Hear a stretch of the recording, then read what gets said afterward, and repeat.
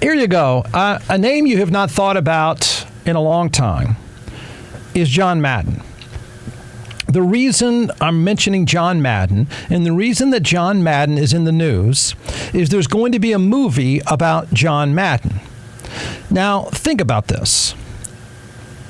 Do you agree with Nicolas Cage playing John Madden? There's step number one, because I got a lot to say about this. Because I'm going to make a very large and broad discussion out of John Madden. But I guess the first point is whether or not you can see Nicolas Cage. Yes, I said it. Nicolas Cage pulling off playing John Madden.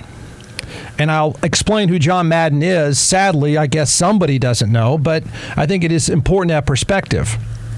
Can Nicolas Cage pull off John Madden? I assume so. At one point, what's reported today is that Will Ferrell was offered the role and whatever happened, turned it down. I'm not sure. It ended up with Nicolas Cage. So that's where we are. Let me give you the broad statement, and then I'll make an argument for this and just give it a chance. You can disagree all you want. Here goes. John Madden is the most influential person in modern football. Think about what I just said. He's the most influential person in modern football. That I qualify as from 1975 on. Before that, I don't even want to talk to you. From 1975 on, John Madden is the most influential person the NFL has known. His handprints, the John Madden handprints, are over the football space. I guess I better broaden it because it's not just about the game. That John Madden's handprints are all over the sport in any number of ways more than anyone else. Anyone else. Okay? Take that. All right, so John Madden was a coach for the Los Angeles Raiders. He was a coach in college. I mean, starting point is John Madden was involved in a plane crash as a college assistant coach, and he would never fly again. I can't remember exactly how many people died, but he was involved. His team was involved in a plane crash. Some school in California, Northern California, I believe. So hear me out. So John Madden goes on to a short career as a coach for the Raiders. John Madden won a Super Bowl with the Raiders. It's hard for a lot of people to even comprehend, but there was a time period, you go through the 70s and then periods of the 80s, maybe up until the mid to late 80s, the Raiders were one of the most successful franchises in football. In fact, they were one of the most successful franchises in all of sports. John Madden takes the Raiders. They win a Super Bowl because of health reasons, stress, everything. John Madden quits as a head coach in less than 10 years. There's part one. And I can tell you the football part of John Madden is also incredibly influential. And here's how it was influential. First of all, they were very famous or infamous teams. They were renegade players. They had this reputation. It was just a cool franchise with cool renegade players.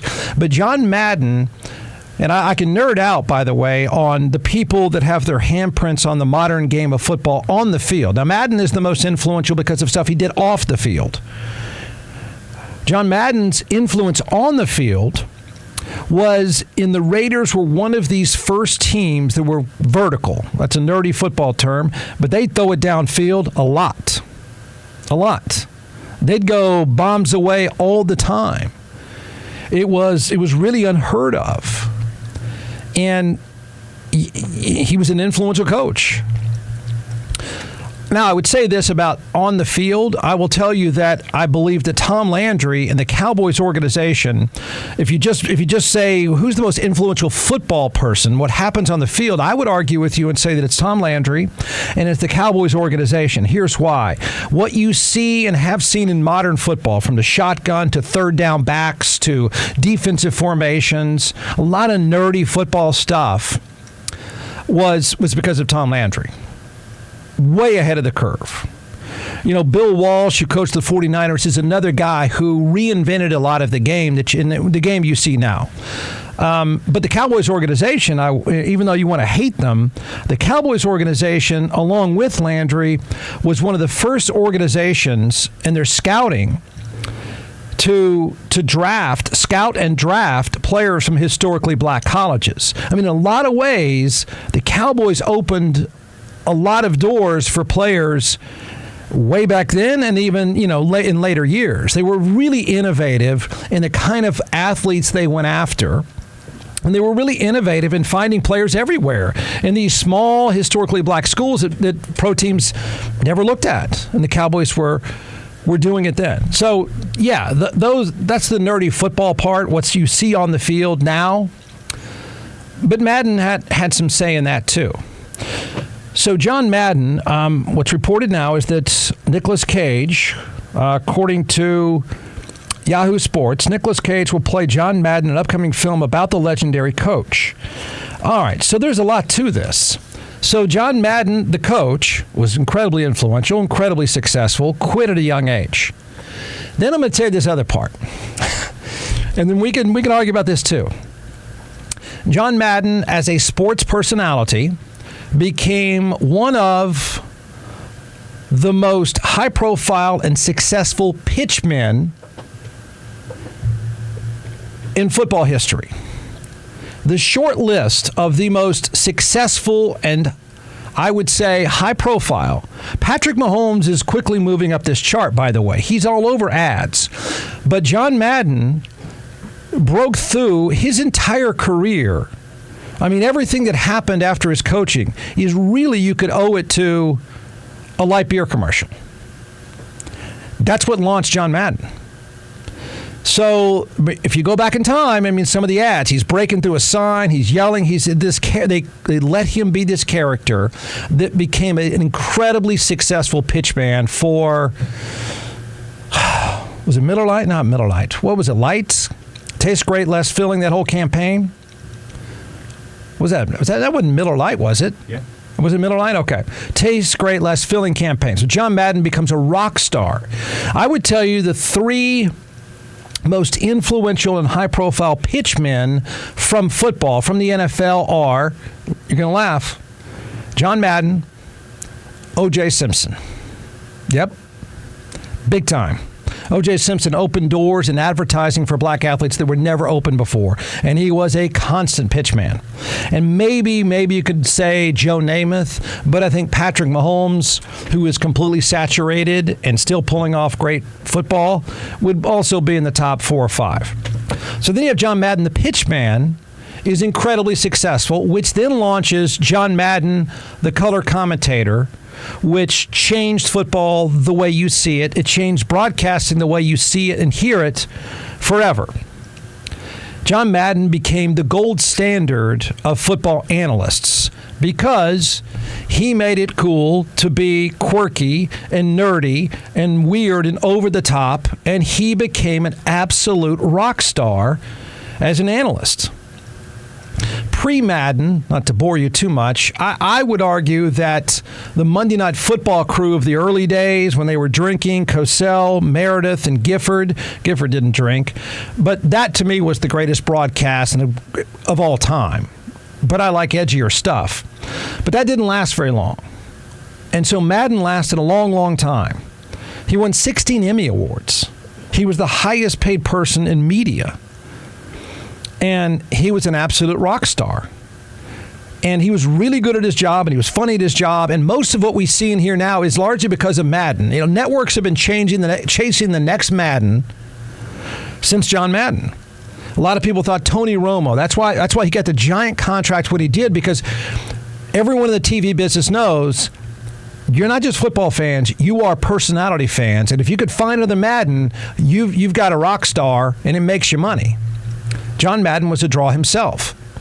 And the story about Nicolas Cage playing him, there's a funny clip, and it's John Madden and Al Michaels, where Madden is talking about Tom Brady. I don't know if I sent that or not, but this is like Tom Brady's second game on a field as a pro. Remember, Tom Brady was a late-round draft pick. Nobody really knew anything about him. Drew Bledsoe was the quarterback for the Patriots at this time. Drew Bledsoe gets hurt, and so the Patriots are forced to turn to Tom Brady. In one of the early games for Brady, Madden and I think it's Al Michaels, are calling the game. And listen, this is like first or second game for Tom Brady. Listen to what John Madden says.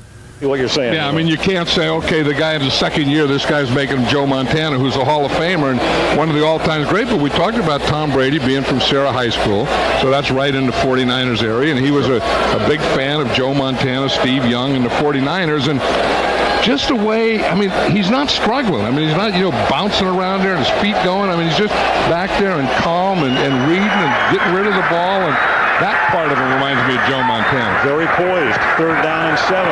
Look over the middle, then to the right.